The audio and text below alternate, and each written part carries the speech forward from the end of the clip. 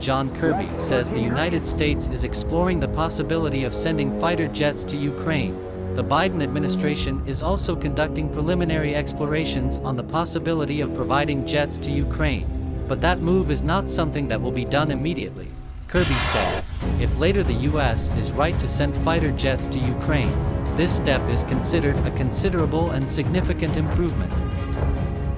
Quoted from Reuters, Saturday, July 23, 2022. So far the United States has provided $8.2 billion of security assistance to Ukraine. Kirby also revealed details of the latest U.S. arms package for Ukraine, which amounts to $270 million to help its defenses counter Russian aggression, including $100 million for drones.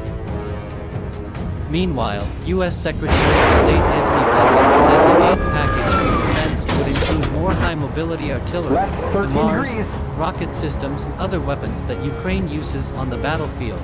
The additional U.S. funding is trying to fend off Moscow's resistance.